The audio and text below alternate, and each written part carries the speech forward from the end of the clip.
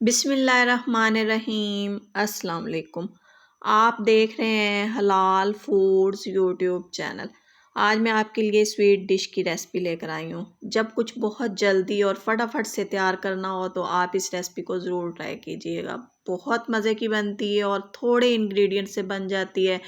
जब आप एक दफ़ा इस रेसिपी को बनाएंगे तो आपका दिल चाहेगा कि जब भी कुछ मीठा बनाना है तो हम इस रेसिपी को ही ट्राई करें। बहुत आसान रेसिपी है, तो चलिए फिर जल्दी से हम रेसिपी बनाना शुरू करते हैं।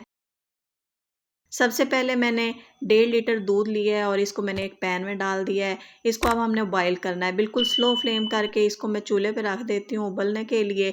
और अब मैंने एक ब्लेंडर जग लिया है, जो मैंने उबलने के लिए दूध रखा था उधर से ये गिलास दूध मैंने निकाल लिया और इसको मैंने ब्लेंडर जग में डाल दिया है। अब यहाँ पर मैंने 5 से 6 रस लिए हैं। ये रस आम जो हम घर में इस्तेमाल करते हैं, नाश्ते के वक़्त खाते हैं या चाय के साथ जो हम इस्तेमाल करते हैं, ये वो वाले रस हैं। इनको ऐसे तोड़कर हमने ब्लेंडर जग में डाल देना है।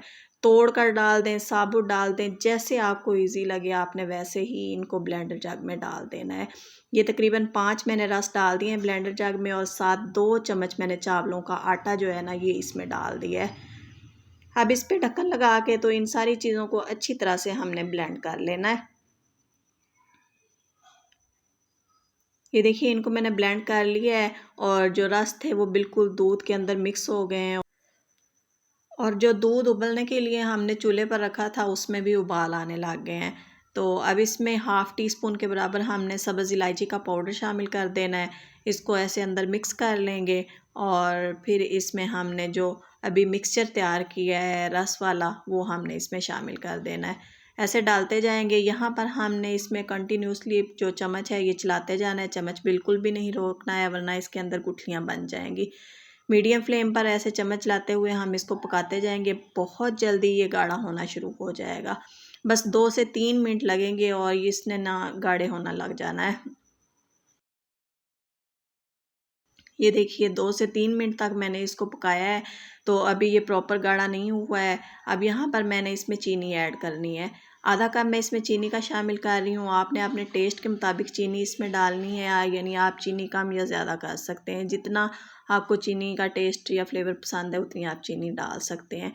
मज़ीद इसको मैंने 3 से 4 मिनट तक पकाया है, तो ये देखिए माशाल्लाह से ये काफ़ी थिक हो गया है। बस इस स्टेज पे अब हमने चूल्हा बंद कर देना है और इसको हमने ठंडा कर लेना है, उतार लेना है। रूम टेम्परेचर पर हम इसको ठंडा कर लेंगे। बस जब ये ठंडा हो जाएगा तो ये और गाढ़ा हो जाएगा।